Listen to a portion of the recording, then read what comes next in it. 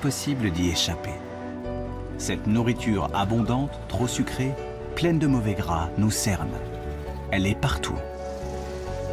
Et depuis des décennies, le corps encaisse mal ces nouvelles habitudes alimentaires. Mais qu'en est-il du cerveau? Notre santé mentale, nos humeurs et nos capacités cérébrales sont-elles aussi à la merci d'un mauvais coup de fourchette? On sait que la malbouffe fait grossir, mais la science nous dit désormais qu'elle pourrait aussi faire rétrécir nos cerveaux. Attachez vos serviettes, les scientifiques passent à table.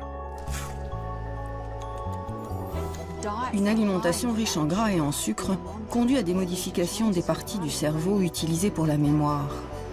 C'est un domaine de recherche récent, une science neuve qui met au jour une nouvelle facette de la nutrition.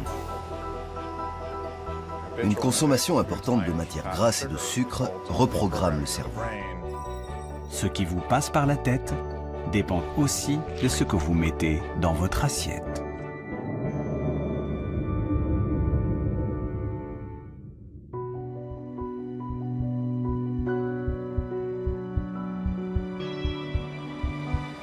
Tout commence dès les premiers repas, avant même la naissance.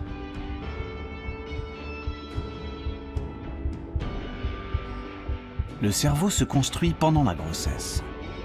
Son fonctionnement plus tard dépend de la manière dont il aura été nourri et de ce que la mère aura avalé pendant 9 mois.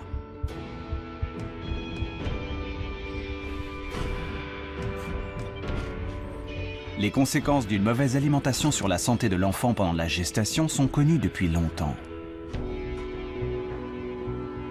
Mais en Australie, ce sont les répercussions sur le fonctionnement du cerveau qui préoccupent les scientifiques aujourd'hui. Phyllis Jacka, professeure à l'Université de Melbourne, est l'une des meilleures spécialistes du lien entre nutrition et cerveau. Elle a examiné le comportement de milliers d'enfants après avoir suivi les habitudes alimentaires de leur mère au cours d'une vaste étude qui incluait 23 000 femmes enceintes. Nous avons mesuré la quantité de junk food, de nourriture transformée qu'elles ont mangée, mais aussi leur consommation de nourriture plus saine, riche en nutriments et en fibres. Puis nous avons regardé le comportement émotionnel de leurs enfants sur les 5 premières années de leur vie. Évidemment, nous avons pris en compte les biais liés à l'éducation, les revenus et la santé mentale des parents. On a constaté, et c'était flagrant, que les mères dont l'alimentation pendant la grossesse se résumait à des produits transformés, des boissons sucrées, des snacks salés, avaient ensuite des enfants plus susceptibles d'être agressifs, colériques et capricieux. Cette corrélation inquiétante suggère que l'alimentation de la mère impacte la santé psychique de l'enfant. Cela reste à démontrer sur le plan biologique. En tout cas, Phyllis Jacka, elle, en est convaincue.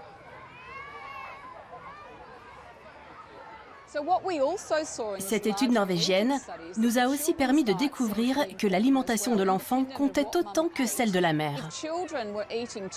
Trop de malbouffe et trop peu d'aliments sains génèrent plus de comportements colériques et agressifs, mais aussi plus de tristesse, d'anxiété, d'inquiétude et de cauchemars. Depuis, les conclusions du professeur Jacka ont été confirmées par des études menées en Espagne, aux Pays-Bas et au Canada. Il existe un lien entre la qualité de l'alimentation et les problèmes d'humeur chez les enfants. Mais quelle en est la nature? De quelle façon la nourriture vient-elle interférer avec le fonctionnement des neurones? Les excès de gras et de sucre sont désormais dans le collimateur des scientifiques qui travaillent sur le cerveau. Les excès, mais aussi les carences. La nourriture transformée, la junk food souvent vide de nutriments, n'apporte pas tout ce dont le corps et surtout les neurones ont besoin.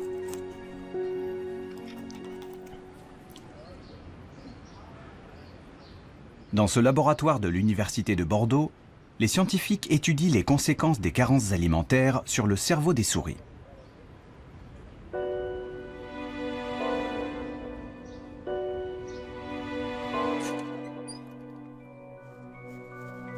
Cette expérience sert à mesurer l'anxiété. L'animal a le choix, explorer la partie éclairée ou bien se terrer dans l'ombre. Une souris normale prend toujours le temps d'examiner la zone éclairée.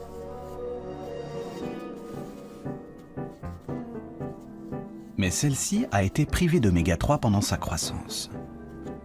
Les oméga 3, c'est ce bon gras surtout connu pour ses bienfaits sur le cœur et les artères. Au lieu d'explorer l'environnement, la souris se réfugie dans un recoin sombre pour ne plus en sortir. Elle est stressée, angoissée. L'expérience a été reproduite de nombreuses fois sur des dizaines de souris. Pour les chercheurs, cet étrange comportement s'explique simplement. Sans oméga 3 pour se construire, le cerveau ne fonctionne pas normalement, car notre matière grise est à 90% composée de graisse qu'il ne sait pas fabriquer lui-même.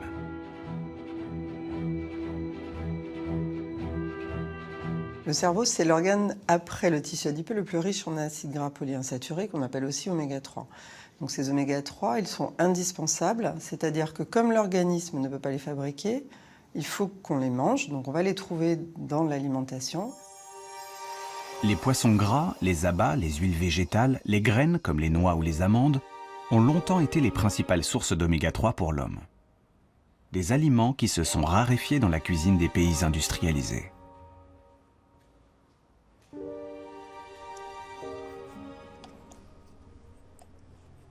Alors, Sophie Layet a voulu aller plus loin et comprendre ce qui cloche dans le cerveau de ces souris anxieuses qu'on a privées d'oméga 3. Elle a examiné leurs neurones de très près. Et sous le microscope, des anomalies apparaissent clairement. Ici, les neurones ont une arborisation, c'est-à-dire tous ces prolongements qui est réduite en situation de carence alimentaire en oméga 3. À un niveau plus précis, on voit que la connexion entre les neurones qui est représentée par ces petites protubérances, ces synapses, sont également diminuées et ceci traduit qu'il y a un impact sur la connectivité entre les neurones dans le cerveau de ces souris carencées en oméga 3. Sans oméga 3 pour se développer, les neurones auraient donc du mal à communiquer entre eux car la structure même des cellules est modifiée.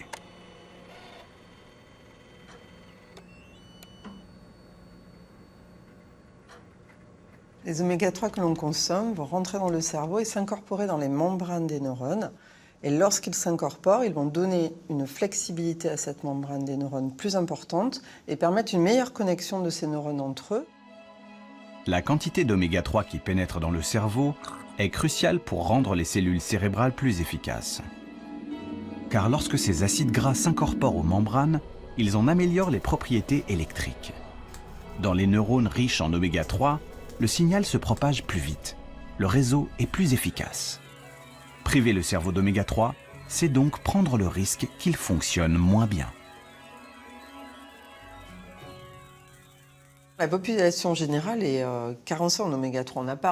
On a des apports insuffisants en oméga 3. Donc c'est important d'y veiller, de faire attention, surtout dans les périodes particulières, comme la période développementale, qui est cette période où les oméga 3 s'incorporent massivement dans le cerveau.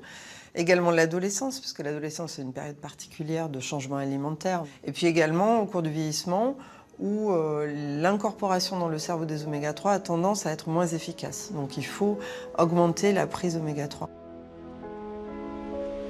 Première règle pour qu'un cerveau tourne à plein régime donc, éviter les carences. Mais encore faut-il que les bons nutriments soient accessibles, une alimentation variée soit disponible. Que se passe-t-il pour les neurones quand les repas sont pauvres et surtout toujours les mêmes? Le grand hamster qui a longtemps prospéré ici dans la plaine d'Alsace en fait aujourd'hui la douloureuse expérience. Depuis les années 60, on observe un déclin de cette population de hamsters qui est au bord de l'extinction aujourd'hui. Et en même temps, ce qu'on a vu, c'est une augmentation de la surface agricole cultivée en maïs. Carolina Bolt s'est donc demandé si l'effondrement de la population était lié à la surabondance soudaine de maïs. Elle a donc fait une expérience de laboratoire en nourrissant le hamster exclusivement avec cette céréale. On a observé pendant la reproduction des troubles du comportement chez les femelles, qui se traduisaient par une hyperagressivité, une hypersensibilité dès qu'il y avait un bruit dans la pièce.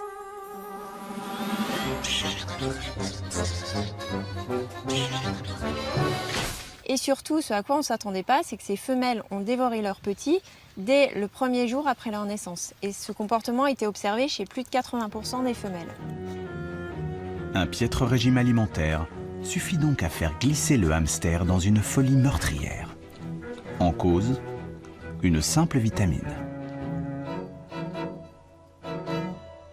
C'est une carence en vitamine B3 qui est à l'origine de ce comportement anormal, puisque lorsque nous les avons supplémentées en vitamine B3 en plus de leur régime à base de maïs, elles ont retrouvé un comportement tout à fait normal et elles se sont mises à allaiter leurs petits, à les élever comme des femelles nourries avec un régime diversifié. La mésaventure du hamster a quelque chose d'inquiétant. Un régime carencé, déséquilibré, pourrait-il déclencher chez nous aussi de l'agressivité, des réactions violentes?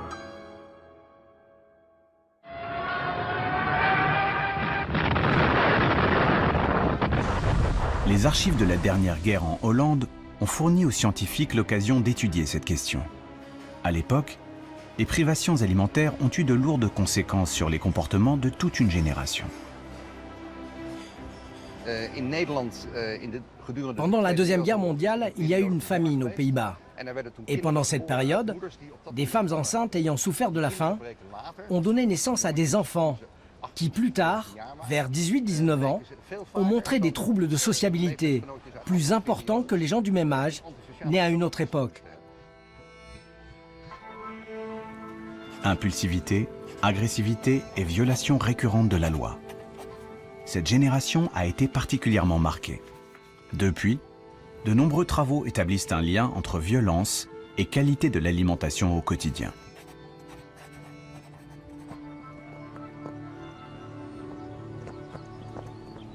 Abz Alberg est docteur en psychologie et conseiller politique au ministère de la Justice. Sa spécialité, nutrition et criminalité. Il est convaincu qu'enrichir la nourriture en vitamines, acides gras et minéraux peut réduire l'agressivité.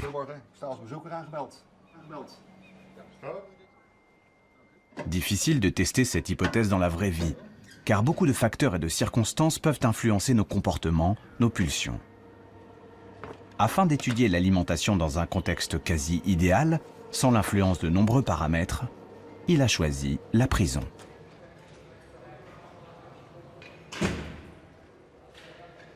Abz Alberg a donc lancé une expérience pour laquelle 221 détenus se sont portés volontaires.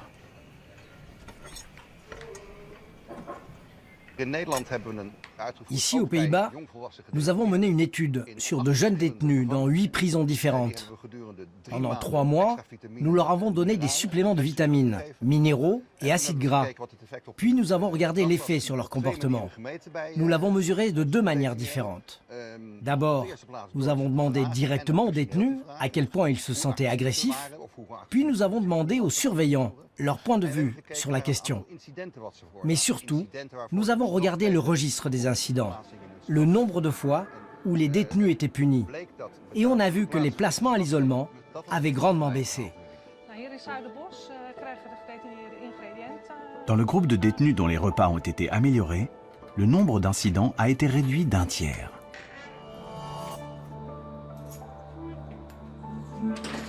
Des études équivalentes menées dans les prisons britanniques et australiennes arrivent à la même conclusion. Minéraux, oméga 3 et vitamines ajoutées comme compléments alimentaires réduisent les comportements violents.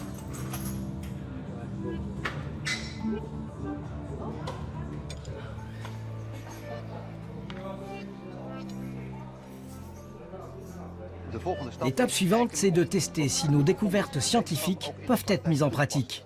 Nous avons plusieurs projets avec l'administration pénitentiaire. Nous verrons si une modification de l'alimentation peut être envisagée comme un moyen de réguler l'agressivité.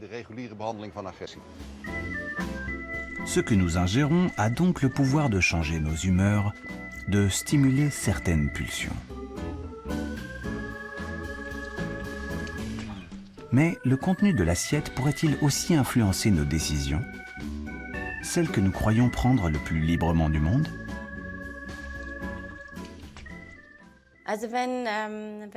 Quand on demande aux gens s'ils pensent que la nourriture, ce qu'ils mangent, a un impact sur la santé, la plupart répondent oui. Mais lorsqu'on leur demande si l'alimentation peut aussi influencer les pensées, les décisions, très peu de gens sont prêts à croire que c'est le cas. Pourtant, dans le très sérieux institut de psychologie de l'université de Lübeck en Allemagne, le professeur So-Young Park en a, pour la première fois, apporté la preuve. Ses travaux ont révélé le mécanisme par lequel la nourriture pouvait influencer nos pensées. Et pour cela, la chercheuse a élaboré une expérience plutôt originale. Imaginez que vous deviez résoudre le dilemme suivant. L'argent posé sur la table est à partager en 2 sommes. Mais c'est votre partenaire de jeu, un inconnu, qui décide de la répartition. Je te donne les 2 € et j'en garde 8 pour moi. Si vous acceptez cette offre injuste, vous repartez avec un peu d'argent, mais beaucoup moins que lui. Si vous refusez, personne ne gagne rien. Alors, que feriez-vous ? Vous acceptez l'offre et prenez les 2 € quitte à vous sentir floué, ou vous refusez et vous repartez les poches vides mais gardez la tête haute. Eh bien, il s'avère que prendre ou ne pas prendre l'argent dépend d'une condition surprenante, ce que vous venez d'avaler.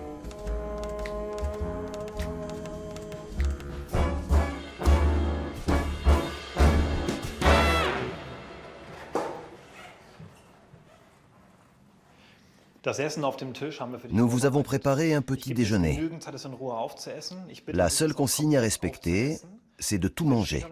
Je reviens plus tard pour la partie comportementale. Bon appétit.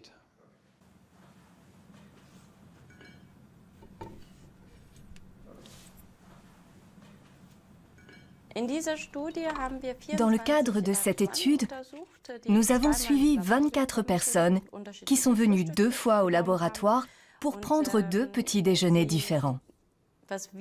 Nous avons constaté qu'une même personne prenait des décisions complètement différentes en fonction de ce qu'elle avait mangé le matin. Pour le cobaye, les 2 petits déjeuners ont l'air identiques. En réalité, l'un est beaucoup plus protéiné que l'autre.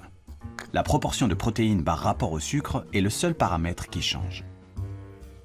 Quelques heures après le repas, le cobaye passe alors plusieurs tests sur un ordinateur. Aujourd'hui, il a tendance à accepter l'offre. Son intérêt l'emporte sur son agacement. Il partira avec un peu d'argent en poche. La semaine passée, il avait surtout refusé et n'avait presque rien gagné. Le sujet ayant consommé un petit déjeuner plus riche en protéines le matin s'est montré tolérant aux offres injustes. À l'inverse, le sujet ayant consommé un petit déjeuner riche en glucides s'est montré plus intransigeant devant les offres injustes. En moyenne, le sujet, quand il a eu peu de protéines, rejette les offres injustes 2 fois plus souvent. Mais comment expliquer un résultat aussi surprenant ? Pour comprendre et apporter une preuve biologique à cette observation, les scientifiques ont procédé à des analyses sanguines. Nous enverrons le sang au laboratoire pour analyse. On va mesurer le taux d'hormones et d'acides aminés.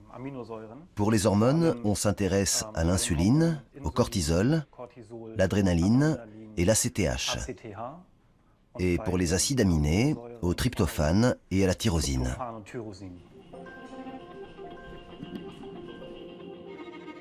Dans cette liste, le plus important, c'est la tyrosine. C'est un acide aminé qui entre dans la composition d'une protéine très importante pour le fonctionnement du cerveau, la dopamine. Cette molécule assure la communication entre les neurones, impliqués dans la motivation et la prise de risque.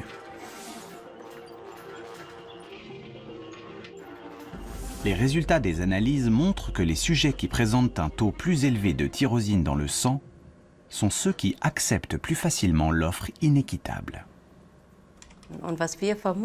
Nous supposons donc que l'augmentation de tyrosine dans le sang augmente la quantité de dopamine dans le cerveau, qui à son tour change le comportement.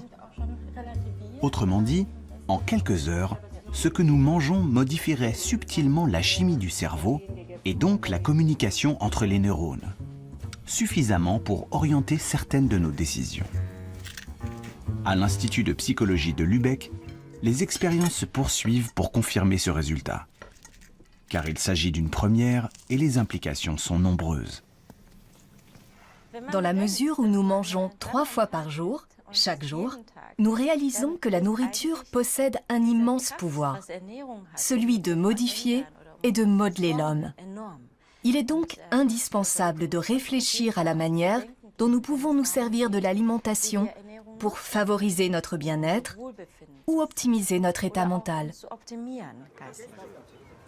Entre les carences alimentaires qui ramollissent le cerveau, perturbent les humeurs, et le menu qui interfère avec les décisions du quotidien, il est de plus en plus clair que l'alimentation joue un rôle prépondérant dans notre vie psychique.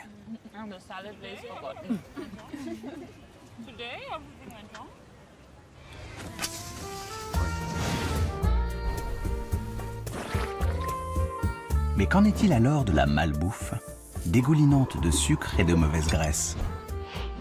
Qu'arriverait-il si nous ne mangions plus que cela?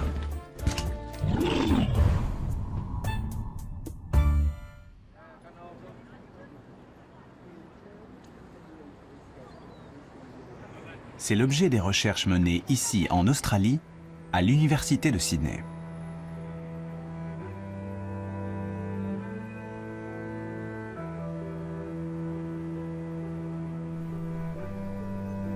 Margaret Morris dirige le seul laboratoire au monde où les rats sont nourris à la malbouffe.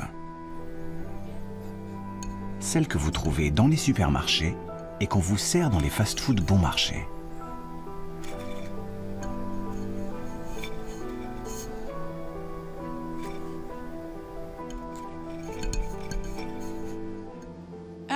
Pour nos expériences, nous utilisons ce que tout le monde mange en Occident. On donne à nos rats des quiches, des frites, des gâteaux et des biscuits. Cette nourriture pas chère est toute préparée. On reproduit les habitudes alimentaires du monde occidental. Première conséquence, le rat double ses rations alimentaires. L'animal n'est jamais rassasié. Mais ce n'est pas le plus surprenant.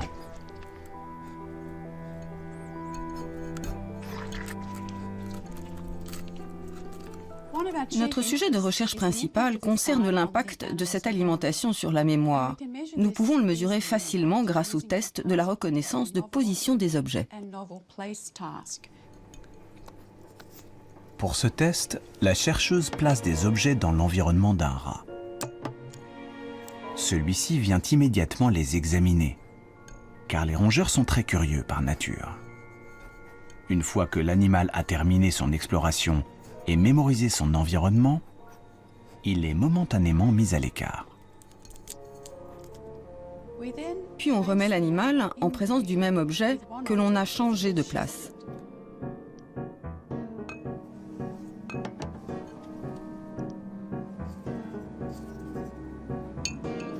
À son retour, le rat passe plus de temps à examiner l'objet qui a changé de place, car l'autre, il le connaît déjà. Il est gravé dans sa mémoire.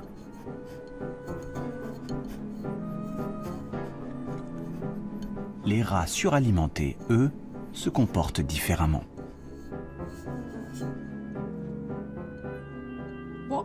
On a observé que les animaux qui mangent très gras, très sucré, ont du mal à se rendre compte, à se rappeler que l'objet a été déplacé.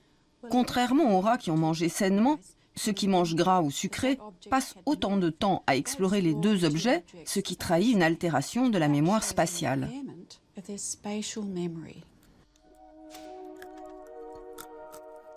Les rats suralimentés ont une mémoire spatiale abîmée, mais aussi d'autres dysfonctionnements qui sonnent comme un signal d'alarme pour les scientifiques. Ils trahissent une altération de l'hippocampe, une petite région nichée au cœur du cerveau, indispensable à l'apprentissage et à la consolidation des souvenirs. Et les dernières études montrent que, chez l'homme, une alimentation trop riche interfère aussi avec l'hippocampe.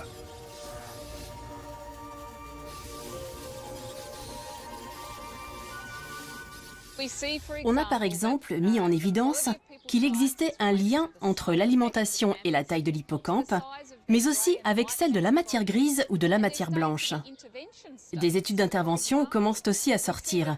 Elles montrent que 4 jours d'un régime à base de malbouffe suffisent à altérer les fonctions cognitives qui dépendent de l'hippocampe. You order a Coke.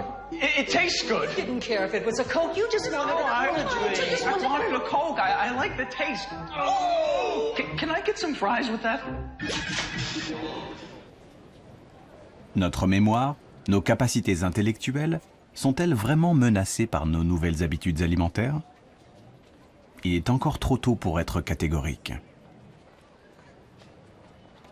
Mais les indices s'accumulent et inquiètent les scientifiques. Margaret Morris cherche désormais à comprendre comment une nourriture trop riche perturbe le cerveau de ces rats au point d'en affecter l'efficacité. Une hypothèse est en train de s'imposer. Manger trop de gras, trop de sucre, déclenche une réaction inflammatoire et celle-ci se propagerait aux neurones.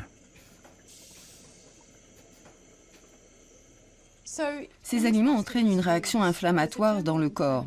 Ce mécanisme est bien connu chez les personnes obèses, mais il semblerait que ce soit aussi une réaction aiguë. On a constaté que les niveaux de molécules inflammatoires augmentent en fonction de l'alimentation.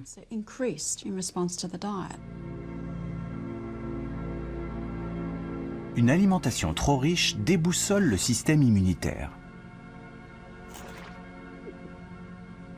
Il s'affole et déclenche une réaction inflammatoire, en particulier dans les tissus graisseux. Nos masses grasses libèrent des molécules qui propagent ensuite cette inflammation dans tout le corps. On pensait les neurones épargnés par le phénomène, bien à l'abri derrière la barrière hémato-encéphalique. Cette membrane, qui entoure les vaisseaux sanguins et normalement protège le cerveau. L'augmentation de l'inflammation dans le corps se propagerait au cerveau. La raison en est que la barrière hémato-encéphalique qui protège normalement le cerveau des molécules inflammatoires peut être détériorée par l'alimentation et devenir poreuse. Des fuites qui laisseraient passer ces molécules. Chez le rat, en réaction à la nourriture, on a observé des changements dans les niveaux de molécules inflammatoires à l'intérieur du cerveau. Et ceci était corrélé à la perte de mémoire. L'inflammation qui s'infiltre dans les méninges déclencherait alors un phénomène particulièrement surprenant. Dans son laboratoire, Sophie Layet vient de montrer chez des souris suralimentées que certaines cellules immunitaires du cerveau, les cellules microgliales, se mettent à dévorer les neurones. Ces cellules microgliales au sein du cerveau sont importantes parce qu'elles peuvent manger, grignoter les neurones qui sont morts. Or, lorsqu'elles sont dérégulées, et en particulier en situation de nutrition déséquilibrée, elles se mettent à manger des neurones qui sont vivants. Et donc, de fait, en consommant de façon excessive ces neurones, finalement, elles vont détruire, ou en tout cas participer à la destruction des réseaux neuronaux et de neurones qui sont vivants et qui devraient être fonctionnels. La réaction des cellules microgliales a été filmée in vitro. Ce sont elles que l'on voit s'agiter sur ces images. En rouge apparaissent les fragments de neurones qu'elles ingurgitent. Chez une souris obèse, l'activité devient frénétique. Ce phénomène, au cœur des neurones, est aujourd'hui suspecté de nuire significativement au bon fonctionnement du cerveau.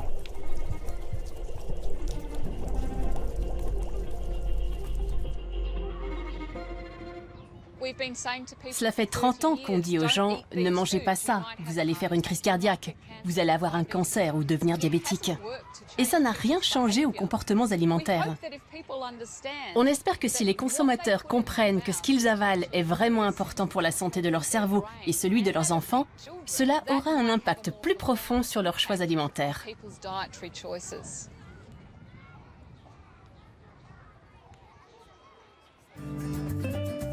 Prendre conscience que certaines habitudes alimentaires nuisent au cerveau est une chose.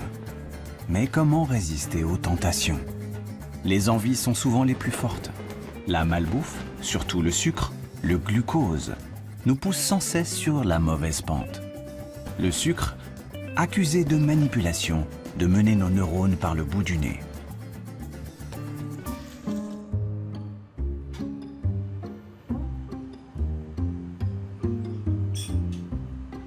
Microscope, mini-manipulateur et enregistreur ultrasensible.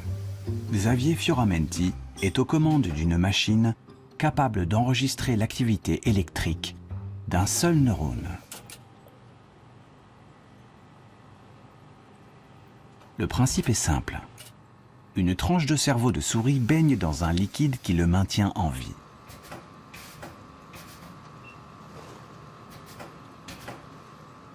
Et méticuleusement, le chercheur approche une électrode. L'opération est particulièrement délicate. Ici, je descends la pipette dans la tranche de cerveau. Et maintenant, on va approcher cette pipette d'enregistrement à proximité du neurone jusqu'à établir un contact. Et ici, voilà. Ça y est, on a établi un contact et maintenant, on va pouvoir mesurer l'activité électrique du neurone. Les pics vers le haut que l'on voit sont des potentiels d'action.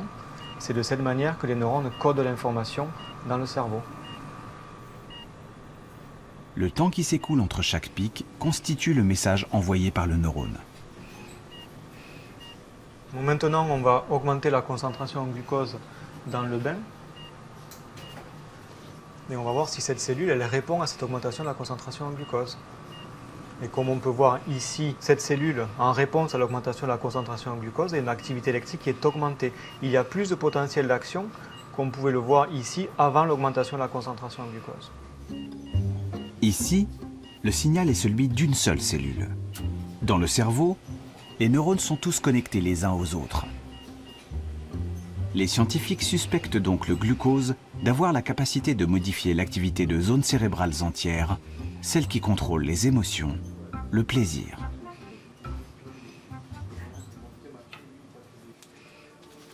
Est-ce ainsi que le sucre assure son emprise sur notre volonté? Ce n'est pour l'instant qu'une hypothèse. Mais l'addiction, la dépendance au sucre, fait aujourd'hui l'objet d'une recherche intense dans les laboratoires. Et ce qui apparaît de plus en plus évident, c'est que le pouvoir du sucre s'apparente à celui d'une drogue.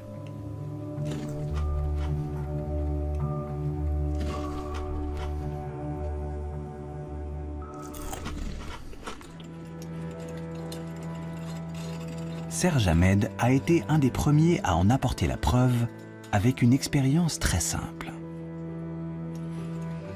Il a d'abord élevé des rats en leur donnant de la cocaïne et du sucre. Puis, après des semaines de ce double régime, il a confronté les animaux à un choix. Donc là, nous avons la situation dans laquelle l'animal a le choix entre un levier qui est connecté à une seringue qui contient une drogue en solution, et donc la drogue en question, c'est une drogue dure, comme de la cocaïne et l'héroïne, et à gauche, un levier qui lui permet de contrôler une autre seringue qui contient une boisson sucrée. Et là, on voit que l'animal fait le choix de la boisson sucrée. Les rats se tournent 4 fois plus souvent vers l'eau sucrée que vers la drogue. Pas d'overdose avec le glucose, mais l'envie irrépressible est bien là. Donc cette expérience, très simplement, démontre que le sucre a un potentiel addictif plus important que nous l'avions imaginé jusqu'à présent, et peut-être même plus important que celui de drogues dures, comme la cocaïne et l'héroïne.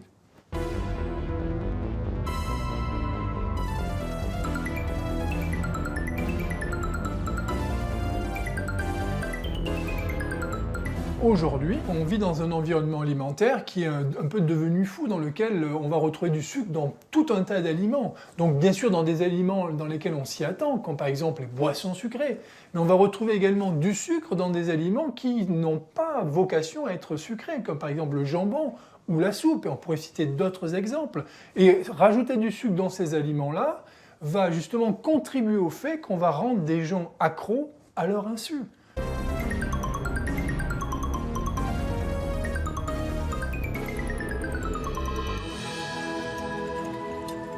Alors, sommes-nous vraiment tous drogués à la barre chocolatée et au sucre, dissimulé dans la plupart des produits de supermarché? Son pouvoir addictif si puissant chez le rat l'est-il tout autant chez l'homme?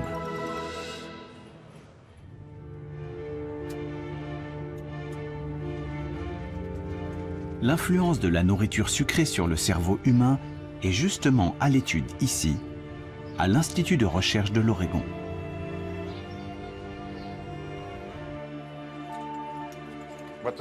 Ce programme de recherche a montré que la consommation habituelle d'aliments riches en énergie altère l'activité cérébrale de la même façon que la consommation de drogue. Eric Stice a recruté une centaine d'étudiants dont la moitié avaient l'habitude de s'empiffrer de crème glacée, tandis que l'autre n'en mangeait jamais. Tous sont venus au laboratoire pour siroter un milkshake à l'intérieur d'une machine IRM et livrer le secret de leur activité cérébrale. Aujourd'hui, on va vous donner du milkshake au chocolat et enregistrer l'activité de votre cerveau au moment où vous avalez le milkshake et juste avant. Il s'agit d'étudier les conséquences neuronales de la consommation d'aliments très caloriques.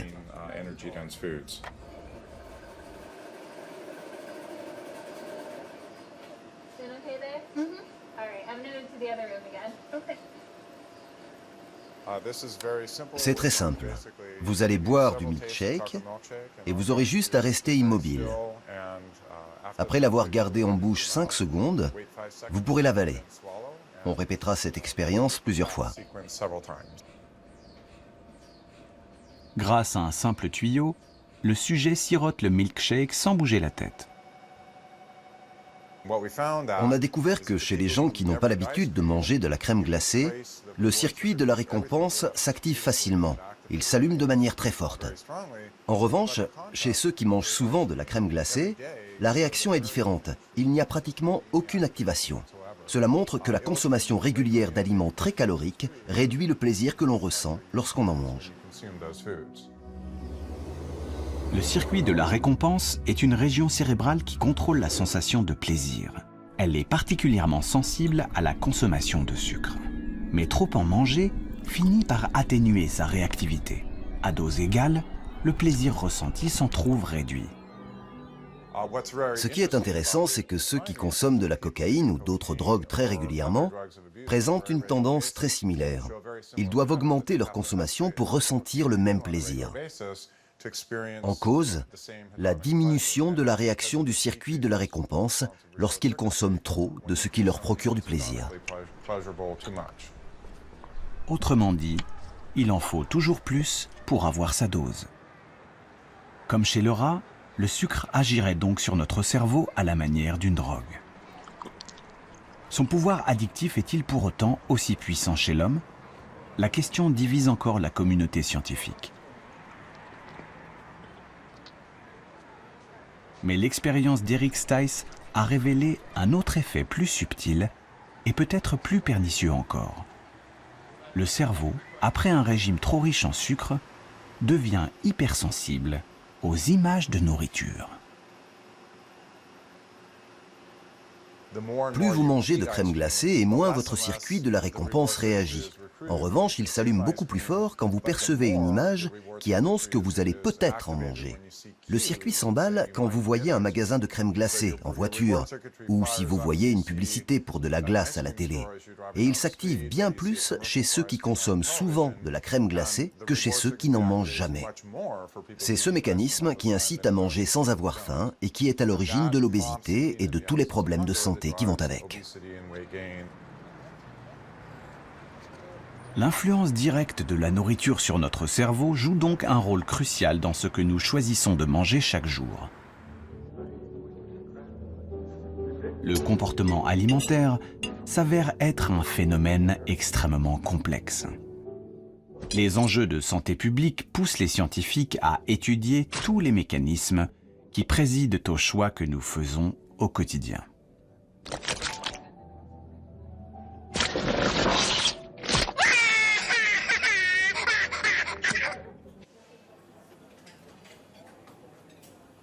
Que se passe-t-il vraiment dans le cerveau au moment de prendre un dessert plutôt qu'une entrée, un poisson plutôt qu'une viande?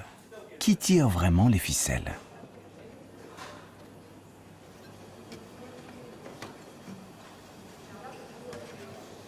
Le laboratoire de Carlos Ribeiro est à la pointe de la recherche sur les choix alimentaires. Ce que nous voulons découvrir, ce sont tous les composants, les gènes, les molécules, les neurones, qui gouvernent aux choix alimentaires. Et pour cela, nous avons besoin de faire des études très fines.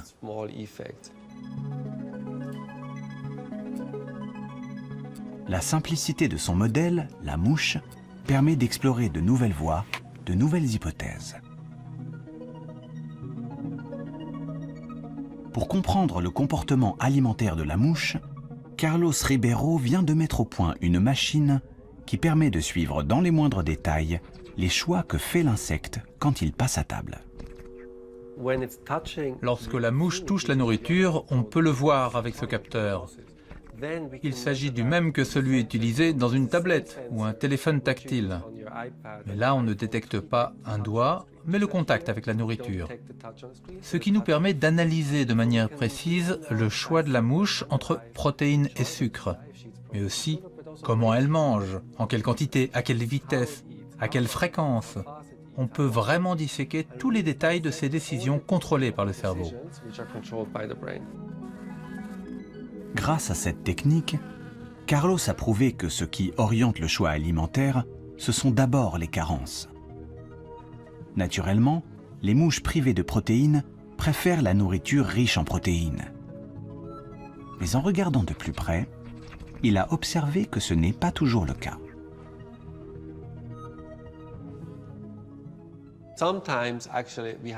On s'est rendu compte que certaines mouches n'avaient jamais d'attirance pour les protéines.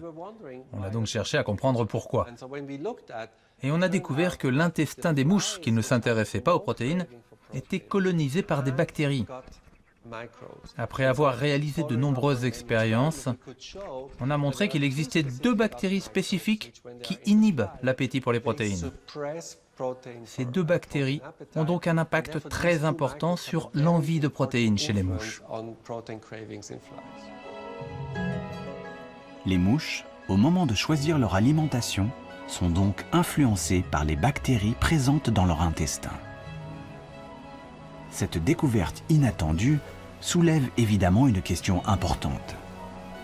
Les bactéries de notre propre flore intestinale, ce que les scientifiques appellent le microbiote, sont elles aussi à la manœuvre dans notre cerveau? Jouent-elles un rôle dans nos préférences alimentaires?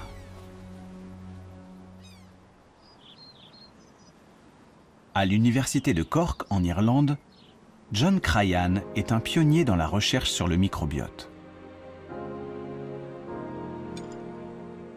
Il a réussi à prouver que chez les mammifères aussi, les bactéries de l'intestin interviennent dans certains comportements. Lorsque vous prélevez des bactéries sur des souris anxieuses et que vous les transplantez à des souris normales, le niveau d'anxiété de ces dernières augmente et vice-versa. Lorsque vous prenez des bactéries chez des souris sereines, vous pouvez normaliser le stress des souris anxieuses. Les scientifiques commencent même à comprendre comment ces bactéries dialoguent avec les neurones.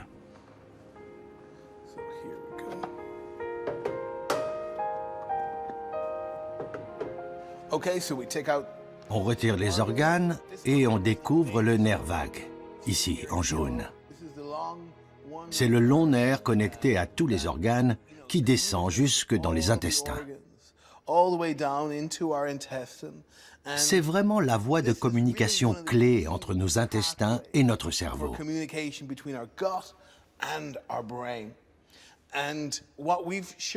Avec des collègues canadiens, il y a quelques années, nous avons montré sur la souris que si l'on coupe le nerf vague, tous les effets liés à certaines bactéries disparaissent. Ceci montre bien que le nerf vague est une voie de communication clé entre les intestins et le cerveau.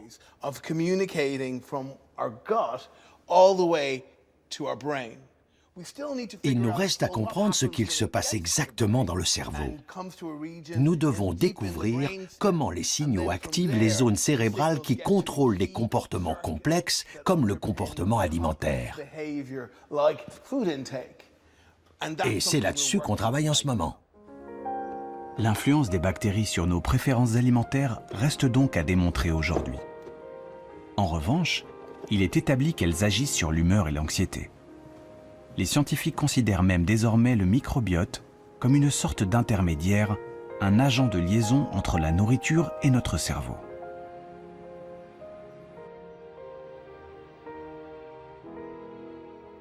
Le principal facteur qui influence la flore intestinale, c'est la nourriture que nous consommons. La diversité de l'alimentation est essentielle. De notre naissance à notre mort, elle détermine la composition du microbiote. On commence tout juste à se rendre compte de l'influence de ce que nous mangeons sur la composition de nos bactéries, et donc de l'importance de notre alimentation dans ce qui se passe dans notre cerveau. Notre bien-être dépend donc, entre autres, de celui de notre microbiote. Un bon régime pour notre humeur est un régime qui convient d'abord aux bactéries de nos intestins. Ce constat a fait naître l'idée de se servir de l'alimentation pour cajoler son cerveau et ménager sa santé mentale. Et là, c'est le fameux régime méditerranéen qui a séduit les scientifiques. Le régime méditerranéen est très riche en végétaux. Beaucoup de verdure, beaucoup de légumes, mais aussi des fruits. Un autre élément important, les légumineuses, comme les haricots, les lentilles et les pois chiches. Également les noix et les graines, le poisson et bien sûr l'huile d'olive. L'huile d'olive est une composante très importante du régime méditerranéen. On pense que cette variété alimentaire permet une plus grande diversité du microbiote qui vit dans nos intestins. Le lien entre cette diversité au sein des intestins et une bonne santé a été mis en évidence.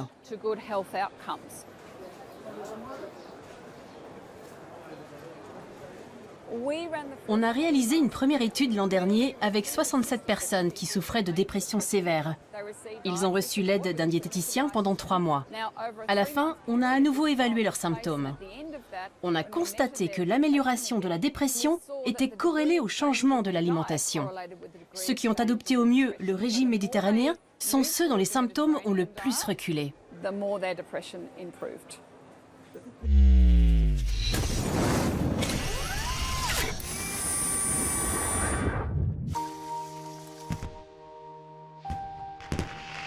Mettre la cuisine au service de son cerveau est une idée qui fait son chemin. Les scientifiques explorent désormais toutes les pistes. Les épices vantées depuis des siècles par la médecine traditionnelle indienne sont désormais étudiées dans les laboratoires pour leurs vertus sur le mental.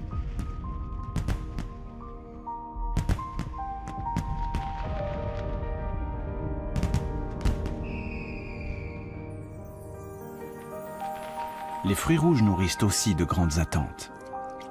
Les polyphénols qu'ils contiennent ont la capacité de revigorer les neurones sur le déclin. Ces polyphénols, en particulier ceux des fruits rouges, il se trouve que lorsqu'on les donne à des souris âgées, on a pu observer que leur déclin cognitif est amélioré. C'est-à-dire que ces animaux sont protégés vis-à-vis des troubles de la mémoire qu'ils peuvent avoir. Et ceci nous a conduit à faire un essai chez l'homme, et en l'occurrence une étude très récente qui a été menée chez plus de 200 sujets qui avaient 65 ans et plus et qui étaient sains, mais qui ont un déclin normal, on va dire, se retrouvent protégés lorsqu'ils consomment des doses importantes de polyphénol.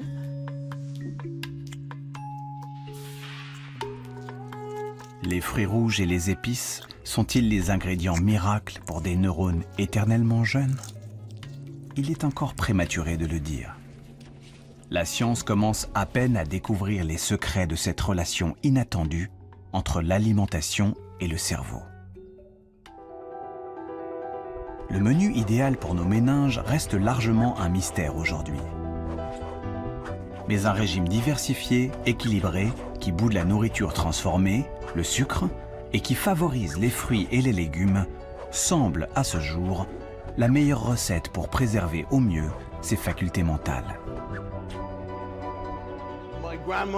Ma grand-mère disait « Tu es ce que tu manges, alors mange bien ». Et la science est en train de montrer à quel point elle avait raison. Dans les années à venir, il est fort probable que l'on commence à penser nutrition et médecine personnalisée et à comprendre très clairement comment les aliments interagissent avec le cerveau. Si on limitait les carences, est-ce que cela ferait baisser la criminalité? Trop tôt pour le dire. Ce qu'on sait, c'est que quand on fait le pari d'une alimentation saine, cela a des effets sur le comportement.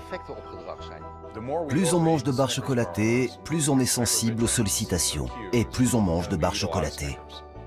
C'est monstrueux. La meilleure chose à faire si vous avez des enfants, c'est de leur donner une alimentation saine et pas ce genre de merde. J'ai dit merde, désolé.